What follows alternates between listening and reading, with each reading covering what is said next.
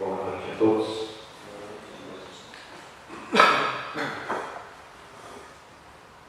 Eu fiz opção por a escolha tema das provas, porque é algo que eu considero como fundamental para o nosso conhecimento das nossas existências, como é que nós agimos, como é que nós nos comportamos e por que nós fizemos a opção hoje para este tipo de existência que nós temos na vida presente.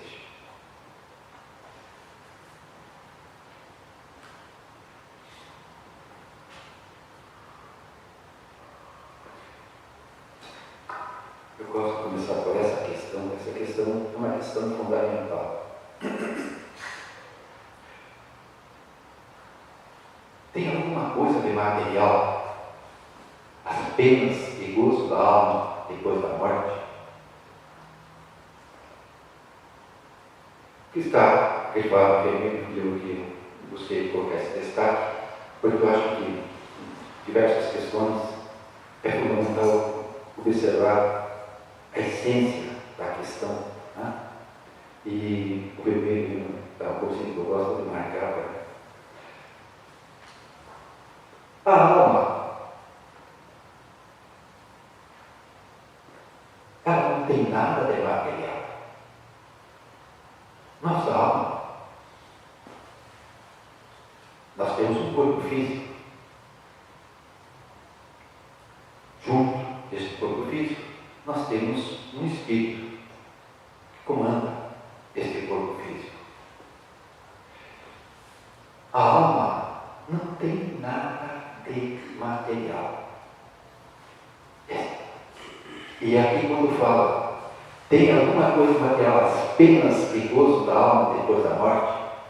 Então, como não tem nada de material, as penas são estritamente morais.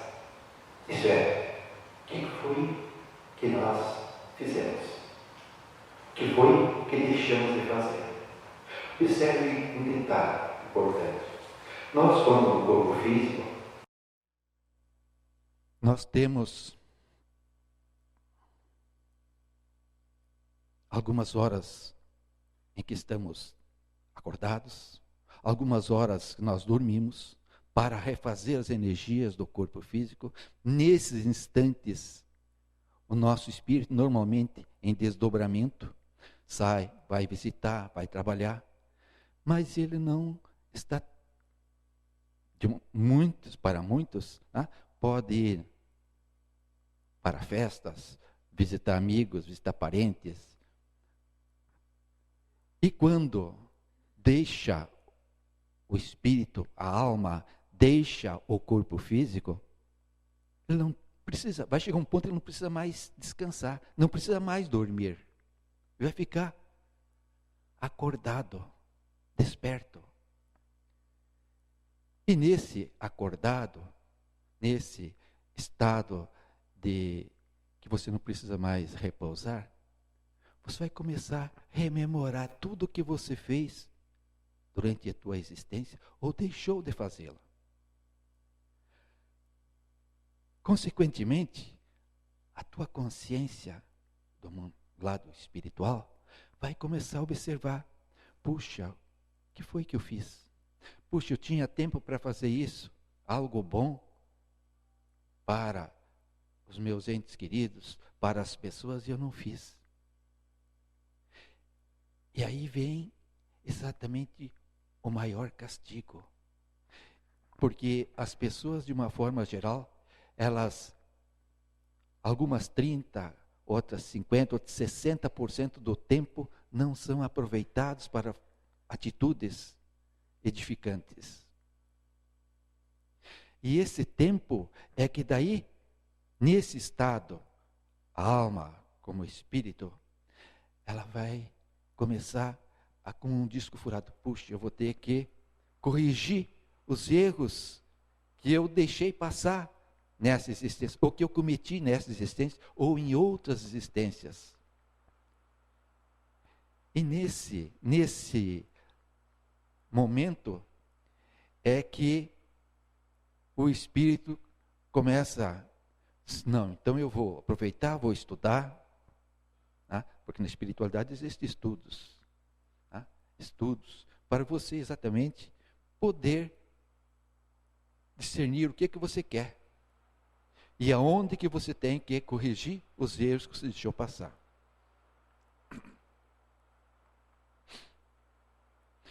Então, a resposta que a espiritualidade nos deu a respeito dessa questão não pode ser materiais de bom senso, pois que a alma não é matéria. Nada tem de carnal essas penas e esses gozos. Entretanto, são 1000 vezes mais vivos do que os que experimentais na terra, porque o espírito, uma vez liberto, é mais impressionável. Então, já a matéria não lhe embota as sensações. Nós não temos mais o corpo físico para ficar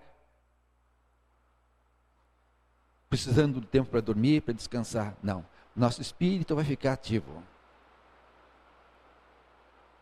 Essa questão, ela está bem isolada das questões que nós vamos buscar desenvolver agora. Na questão 258, quando na erraticidade, antes de começar nova existência corporal, tem o espírito consciência e previsão do que lhe sucederá no curso da vida terrena?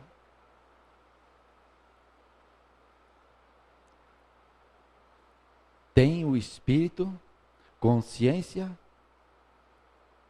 e previsão do que lhe sucederá na vida terrena. Isso é, nas próximas existências. Retorno ao corpo físico. Se ele se preparou, foi estudar, buscou fazer um exame de consciência certinho, né? Ele poderá escolher o gênero das provas que ele pode escolher. Gênero. Não quer dizer as particularidades, o gênero.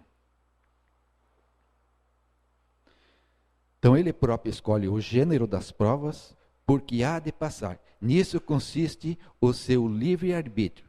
Então, quando ele escolhe o gênero das provas, ele está fazendo escolha do que é que ele quer para uma próxima existência. E isso nós chamamos de livre-arbítrio. Não é Deus, então, quem lhe impõe as tribulações da vida como castigo? Não é Deus que impõe essas tribulações, esses castigos? Observe que Deus estabeleceu as leis que existem em todo o universo. E essas leis, nessas leis, Ele colocou também que nós podemos, por nossa própria vontade, fazer a escolha das tipo das tribulações, o tipo de vida que nós queremos. Nós é que fazemos uma escolha disso aí. Então, nada ocorre sem a permissão de Deus, porquanto foi Deus quem estabeleceu todas as leis que regem o universo. E de agora perguntar, por que decretou Ele esta lei e não aquela? Dando ao Espírito a liberdade de escolher. Deus lhe deixa a inteira responsabilidade de seus atos e das consequências que esses tiverem. Nada lhes torva o futuro, abertos, se lhe acham assim o caminho do bem como o do mal. Se vier a sucumbir, restar-lhe-á consolação, que nem tudo se lhe acabou, e que a bondade divina lhe concede a liberdade de recomeçar o que foi mal feito. Demais, cumpre se distinga o que é obra da vontade de Deus e o que é dado do homem. Se um perigo vos ameaça, não foste vós quem o criou, e sim Deus. Vosso, porém, foi o desejo, de a ele vos expordes, por haverdes visto nisso um meio de progredirdes, e Deus o permitiu. Então nós estamos, de certa forma, livres para fazer as escolhas que nós queremos. Se forem escolhas certas, ótimo. Se forem escolhas para o caminho do mal, de alguma forma, mais cedo ou mais tarde, nós temos que saldar essas dívidas. Na questão 259 do Livro dos Espíritos, do fato de pertencer ao Espírito a escolha do gênero das provas que deva sofrer, seguir-se-á que todas as tribulações que experimentamos na vida, nós a previmos e buscamos? Será que quando nós escolhemos o gênero das provas, até os detalhes, os mínimos detalhes, nós conseguimos prever? Não. Nós escolhemos o gênero das provas, isto é, a linha, aquilo que nós queremos atingir. Os efeitos, as consequências, isso aí não somos nós que escolhemos. Isso aí, o próprio meio que nos proporciona exatamente para a gente poder ser colocado à prova. Então, todas não, porque não escolheste previste tudo que vos sucede no mundo, até as mínimas coisas. Escolhestes apenas o gênero das provações. As particularidades correm por conta da posição em que vos achais. São muitas vezes consequências das vossas próprias ações. Escolhendo, por exemplo, nascer entre malfeitores, sabia o espírito a que arrastamento se expunha. Ignorava, porém, o exercício da sua vontade ou do seu livre-arbítrio. Sabe o espírito que, escolhendo tal caminho, terá de sustentar lutas de determinada espécie. Sabe, portanto, de que natureza serão as vicissitudes que se lhe depararão, mas ignora se verificará este ou aquele êxito. Os acontecimentos secundários se originam das circunstâncias e da força mesmo das coisas. Previstos são os fatos principais, os que influem no destino.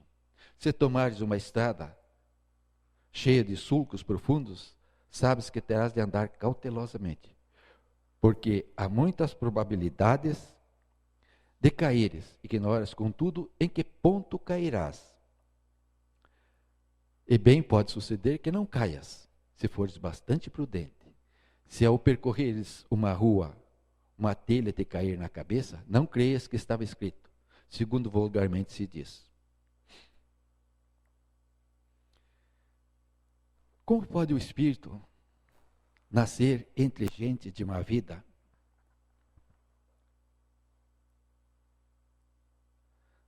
Numa obra, Memórias de um Suicida, após 50 anos de um desses suicidas participando constantemente da palestras, de certa forma, buscando readequá-los a uma futura vida, ele pediu para nascer num prostíbulo, filho de uma prostituta, 50 anos depois. E foi permitido. Poucos dias depois que ele nasceu, a mãe morreu. Quer dizer, o meio não quer dizer que você vá permanecer a vida inteira ali, mas é a forma de você ser colocado à prova para que as tuas resoluções, para que teus objetivos futuros possam, a partir daí, você se afastar do caminho errado. Forçoso é que seja posto num meio onde possa sofrer a prova que pediu. Pois bem, é necessário que haja analogia. Para lutar contra o instinto do roubo, preciso é que se ache em contato com gente dada a prática de roubar.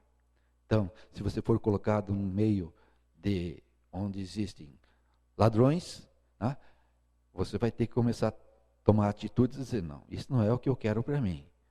E buscar, de certa forma, evitar esse tipo de atitudes. Assim, na 260 item A, assim, se não houvesse na terra agente de maus costumes, o espírito não encontraria aí meio apropriado de certas provas. Pois quer dizer, num ambiente onde não existem pessoas más, Deus não pode castigar ninguém? É exatamente isso o que acontece em mundos mais evoluídos, onde o mal não existe. Então, não há como castigar alguém, porque nesse ambiente não existe esse tipo de manifestações ou de atitudes erradas. E seria de lastimar-se? É o que ocorre nos mundos superiores, onde o mal não penetra. Eis porque nesses mundos só há espíritos bons. Fazei que em breve o mesmo se dê na terra. Nas provações que lhe cumpre passar por atingir a perfeição, tem o espírito que sofrer tentações de todas as naturezas. Tem que se achar em todas as circunstâncias que possam excitar-lhe orgulho, a inveja, a avareza, sensualidade, etc. Todos os espíritos que não são ainda espíritos puros, eles passam por provas. Quando o espírito já tem uma certa evolução, só que as provas não são mais materiais.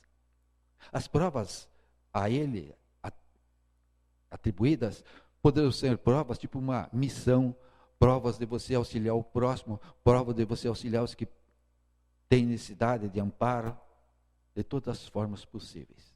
Então, não são mais provas materiais, porque esses espíritos atingiram uma certa evolução. Então, não há mais necessidade desse tipo de provas materiais. Certo que não, pois bem sabeis haver espíritos que desde o começo tomam um caminho que os exime de muitas provas.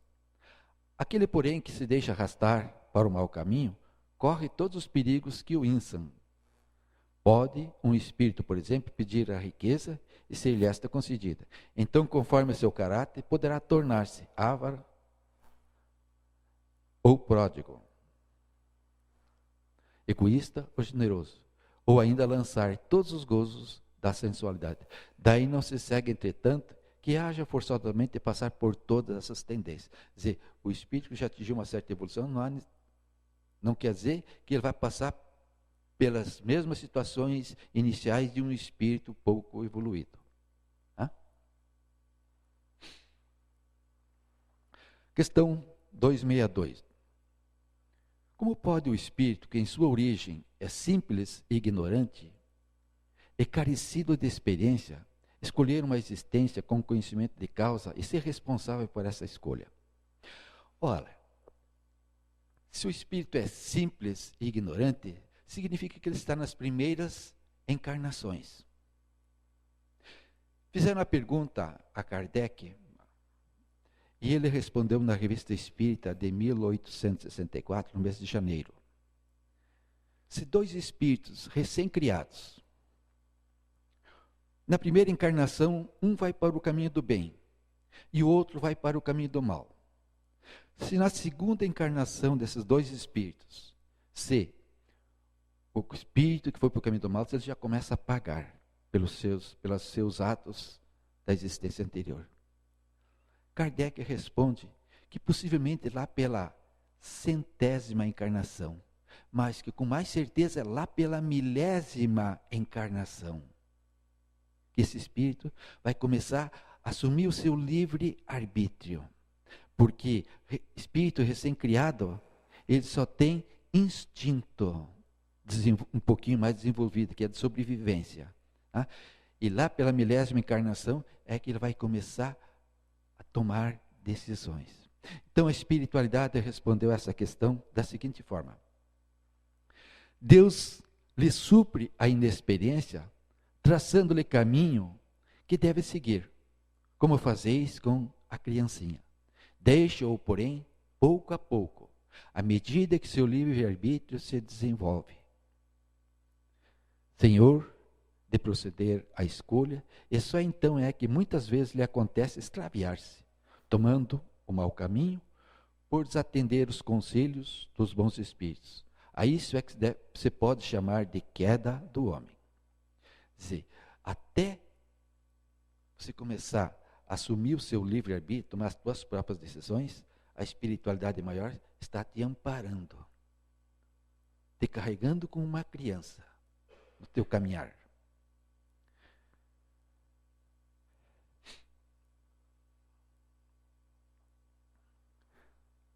(262) item A.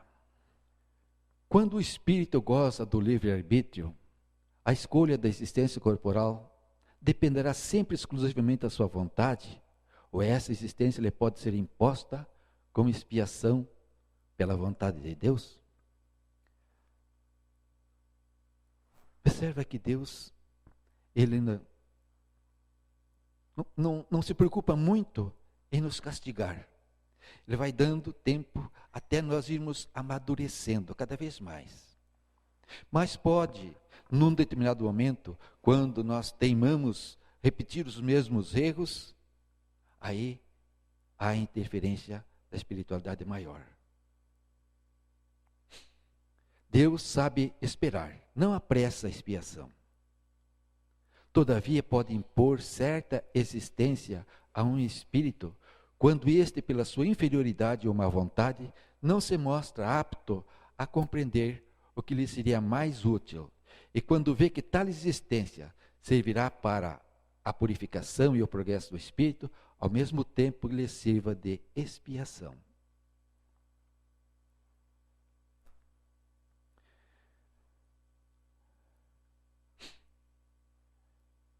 Então, até um determinado instante, a espiritualidade maior aguarda. Deixa eu ver se você consegue, quando você retorna ao mundo espiritual, se você, nessa análise que você deve fazer dos teus atos, se você agiu de forma correta. E se você acha que você está agindo correto e está procedendo de forma não correta, aí pode haver a interferência da espiritualidade.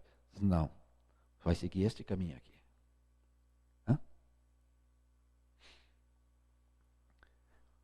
O espírito faz sua escolha logo depois da morte.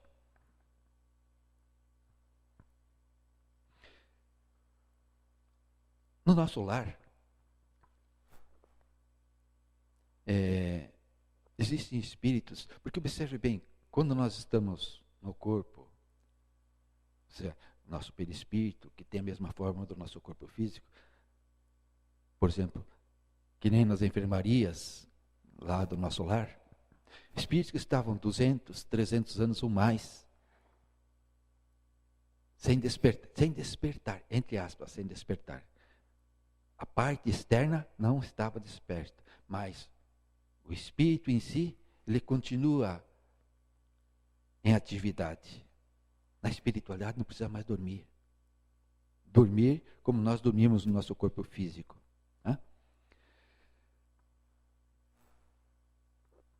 Então, para alguns espíritos, o fato de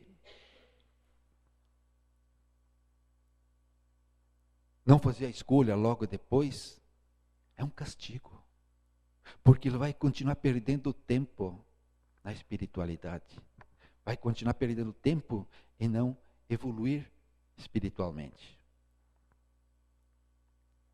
Muitos, a resposta, não.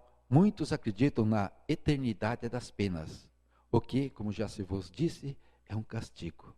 Quer dizer, ele não está aproveitando as oportunidades que Deus concede ao espírito para ele poder evoluir. A minha pergunta que eu faço é o seguinte: quem gosta de sofrer? Só uma pessoa doente mental pode dizer assim: não, eu gosto de sofrer. Se você tem caminhando e entra uma pedrinha no teu sapato, qual é a tua primeira reação? Parar, tirar o calçado, tirar a pedrinha do calçado? Porque ninguém gosta de ficar com aquela dorzinha incômoda na sola do pé ou na lateral do pé. Nós queremos nos ver livre dessa situação. A mesma coisa acontece com esses espíritos que não fazem a escolha. Estão esperando a ressurreição do corpo.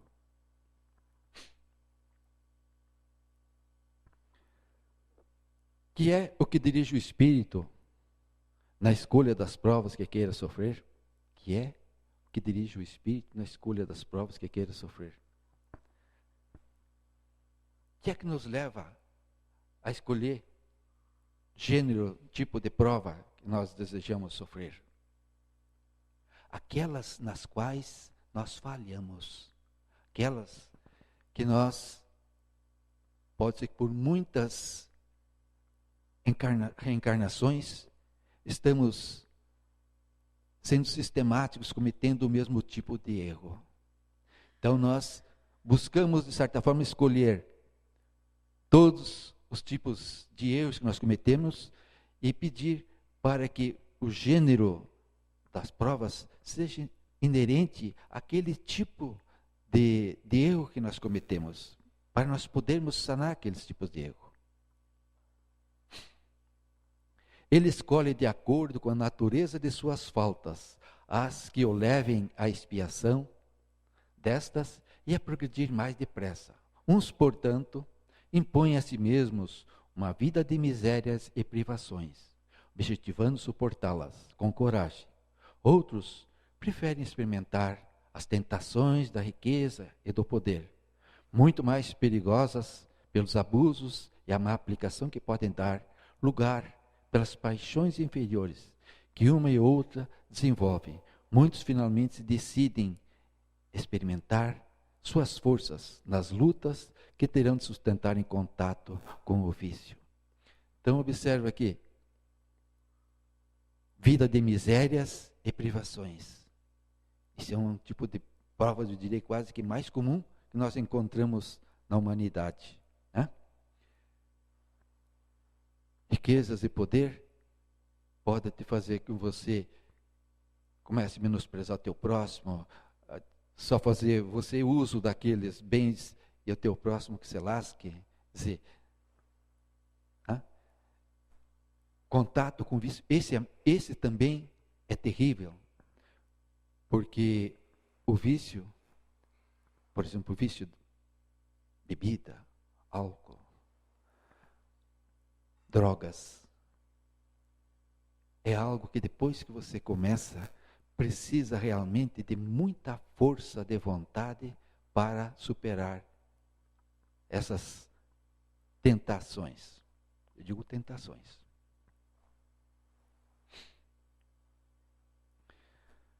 Não parece natural que se escolham as provas menos dolorosas?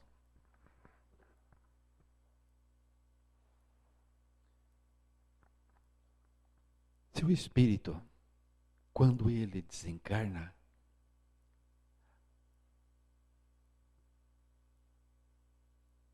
o seu recordar das ações devidas desta última vida ou de vidas passadas, os seus erros, ele vai buscar fazer com que as suas provas sejam dose forte, para que ele possa, mais rápido possível, sair dessa situação.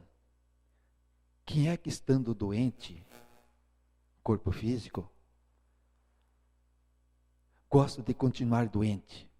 O que é que nós fazemos? Buscamos um remédio, por mais ruim que seja, e que nós tenhamos certeza que ele vai nos curar, fazer uso desse remédio.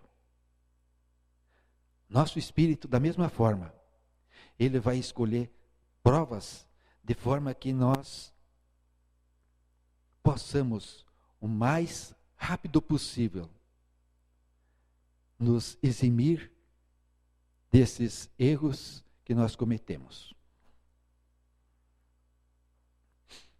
Pode parecer-vos a vós, ao espírito, não. Logo que esse se desliga da matéria, cessa toda ilusão e outra passa a ser a sua maneira de pensar. Dizer, é o remédio forte, o remédio amargo. Uma vida, quando encarnado, uma vida difícil, para poder superar esses erros cometidos em existências anteriores.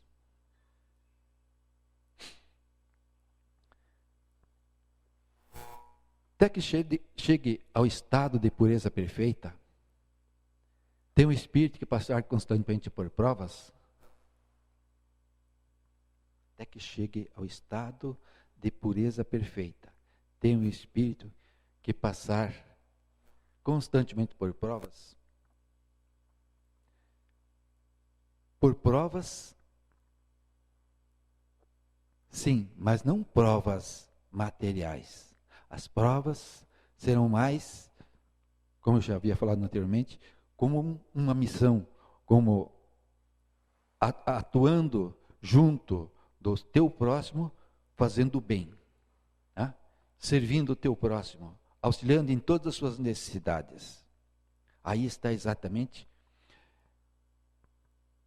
uma oportunidade, quer dizer, você não vai mais passar por provas difíceis como você passou em existências anteriores, mas vai passar por provas para ver se você está, e isso aí, em vez de ser como prova para você, passa a ser uma satisfação, servir, auxiliar, tá?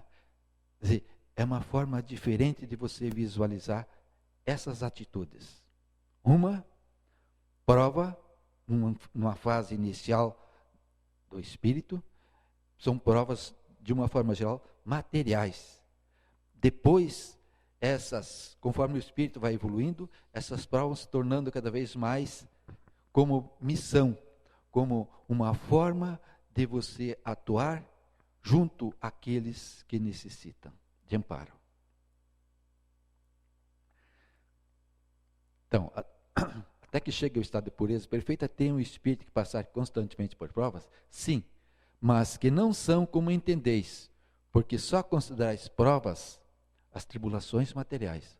Ora, havendo-se elevado a um certo grau o espírito, embora não seja ainda perfeito, já não tem que sofrer provas. Continua, porém, sujeito a deveres nada penosos, cuja satisfação lhe auxilia o aperfeiçoamento, mesmo que consistam apenas em auxiliar a outras pessoas a se aperfeiçoarem.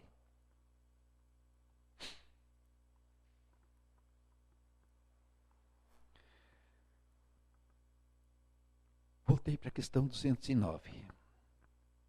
Essa questão é muito interessante. Por que é que de pais bons e virtuosos nascem filhos de natureza perversa? Por outra, por que é que as boas qualidades dos pais nem sempre atraem por simpatia um bom espírito para lhes animar o filho?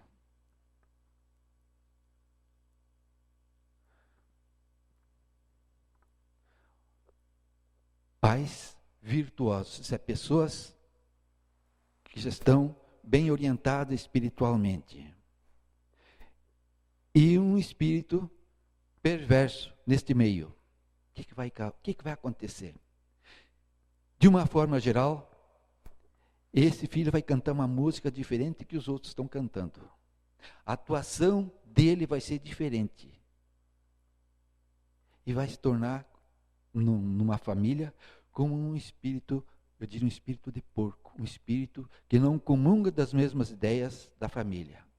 Se afasta.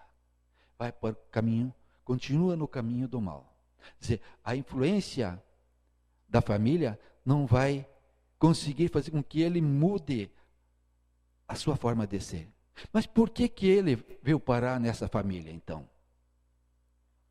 Ele veio parar nessa família porque ele pediu a Deus para que essa família virtuosa, essa família elevada espiritualmente, pudesse ajudá-lo na sua caminhada.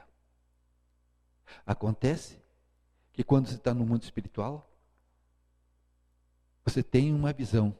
Quando submerso à matéria, você esquece os teus sentimentos, o que você pediu, e as consequências acontecem daí, que você vai continuar atuando como uma forma condicionada.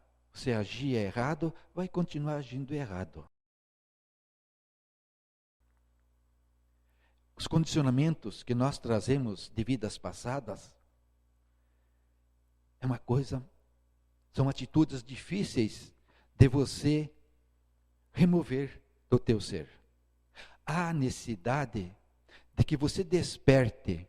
Puxa, eu estou agindo errado. Ora, se eu pedir para nascer numa família que tem todas as condições de me dar o apoio, o amparo que eu necessito para evoluir, por que estou agindo assim? É muito difícil. Os condicionamentos nós fazíamos em outras existências e continuamos, de uma forma geral, repetindo os mesmos erros que nós fazíamos em existências anteriores. Há necessidade de nós desejarmos mudar. Que nem nesse caso, esse espírito que veio como filho, o que vai acontecer com ele no futuro?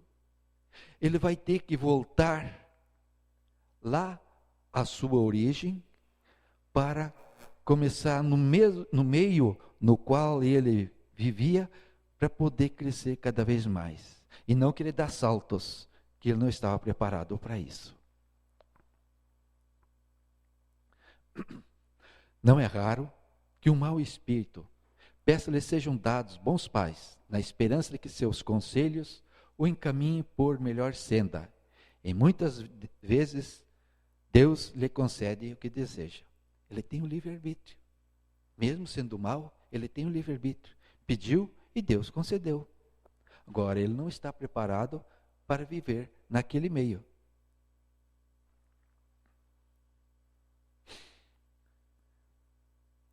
Pode o espírito enganar-se quanto à eficiência das provas que escolheu?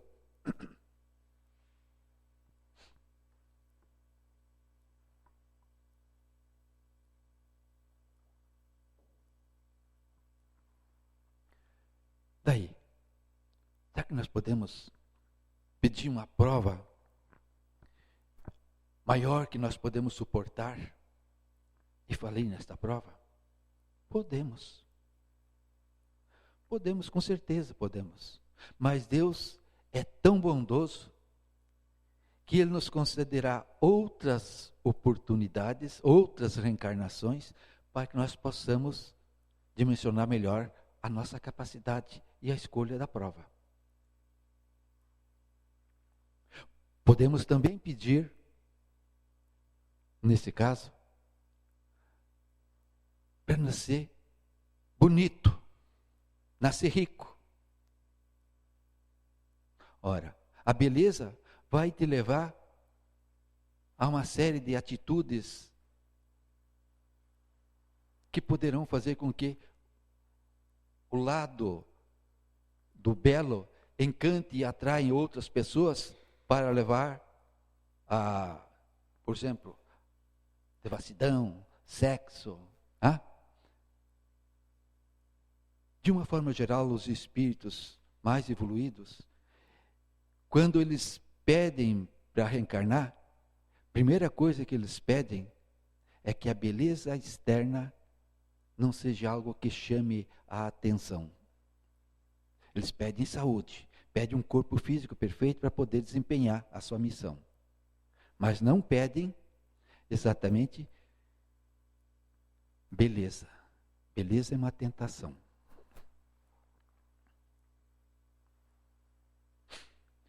Pode escolher uma que esteja acima de suas forças e sucumbir. Pode também escolher alguma que nada lhe aproveite, como sucederá se buscar uma vida ociosa e inútil.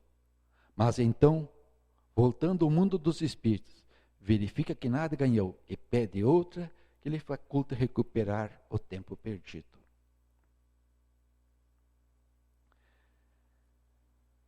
A que se deve atribuir as vocações que certas pessoas, a que se deve atribuir as vocações de certas pessoas e a vontade que sentem de seguir uma carreira, de preferência a outra?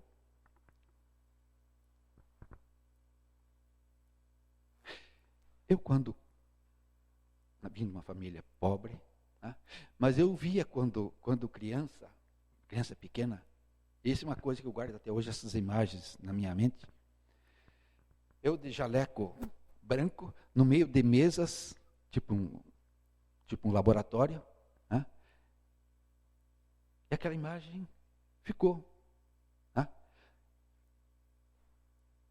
quando fui decidir, de certa forma, a minha profissão, eu escolhi, de certa forma, ser professor. Né? Porque eu sentia que existia alguma coisa em mim que eu deveria contribuir, deveria auxiliar meu próximo, principalmente nesse aspecto. E a coisa que eu mais fiz na universidade, de certa forma, foi trabalhar em laboratórios, entre mesas. Não usava mais jaleco, né? Mas, de certa forma, convivendo com os jovens, tirando-lhe as dúvidas, né? Dentro da área que eu trabalhava. Cada um de nós, com certeza, nós trazemos algumas lembranças do tempo de infância, porque essas imagens, com certeza, eram o espírito protetor se aproximando e colocando, despertando em nós, nosso espírito, essas imagens, para que nós pudéssemos fazer a escolha de qual a nossa profissão que nós queríamos para o futuro. Então vamos ver o que fala a espiritualidade. Parece-me que vós mesmos podeis responder esta pergunta, pois não é isso a consequência de tudo que acabamos de dizer sobre a escolha das provas e sobre o progresso efetuado em existência anterior? Então, com certeza, em existência anterior, eu já andei enfiado no meio do laboratório também. Né?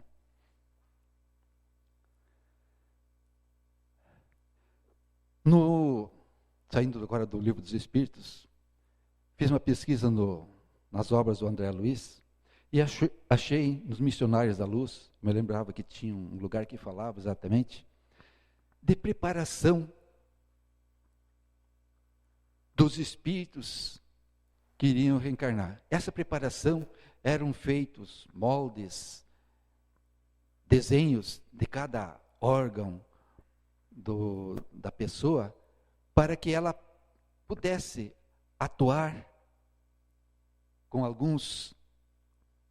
aquelas que viriam para, de certa forma, ter algumas expiações, como alguns defeitos para poder atuar. Então eu peguei 2 casos do Silvério. Quando falo modelo, era um desenho onde constava o órgão que ele queria, que o seu corpo como ele queria. E daí a sugestão dos amigos bem orientados sobre o defeito na perna. Então ele queria nascer com um defeito na perna para que a beleza que no passado o levou a fraquejar, né, não viesse a servir nessa nova existência como uma forma de ele cometer os mesmos erros que ele cometeu no passado. Então ele pediu para que uma das pernas tivesse um defeito. Preciso defender-me contra certas tentações de minha natureza inferior, e a perna doente me auxiliará, ministrando-me boas preocupações, ser-me-á um antídoto à vaidade, uma sentinela contra a devastação do amor próprio excessivo. Aí os amigos da espiritualidade falaram para ele, olha, ele perguntou, quantos anos então nessa nova encarnação eu vou ter? 70 anos. Daí eles falaram para ele, só que queremos ver você de volta aqui como completista.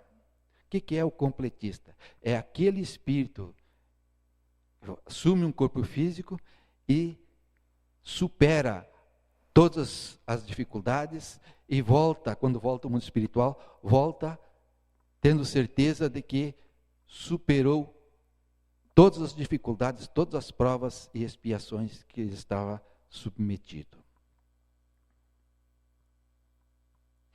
Um segundo caso, Anacleta. Anacleta, numa existência anterior, casada, tinha 4 filhos, 3 homens e uma filha.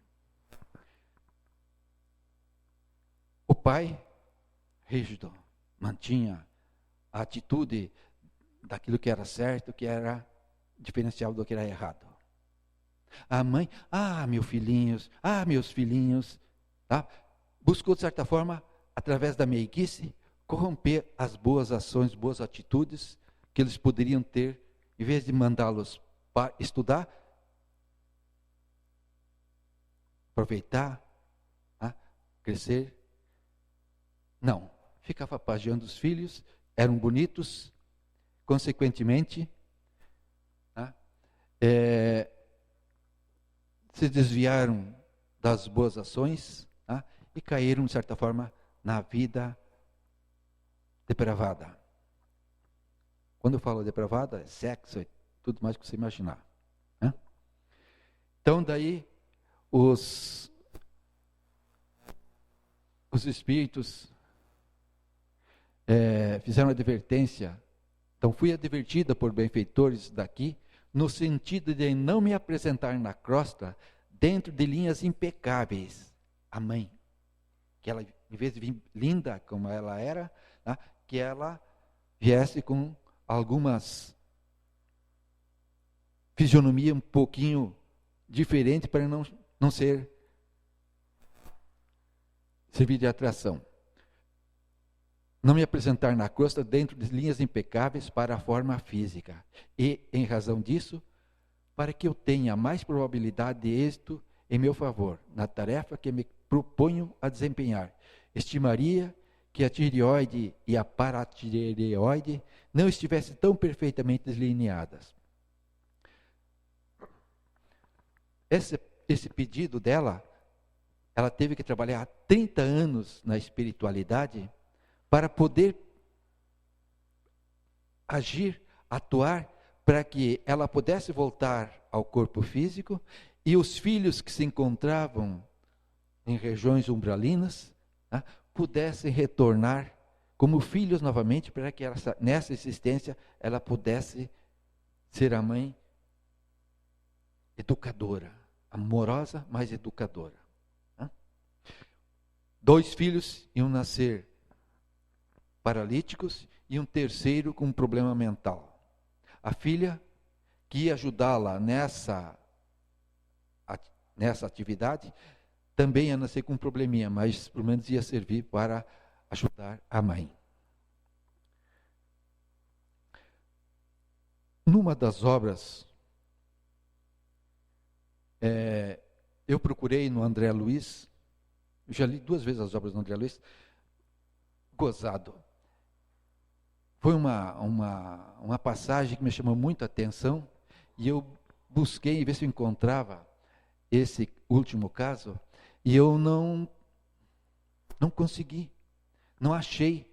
Por todas as palavras, procurando no computador, eu não consegui localizar este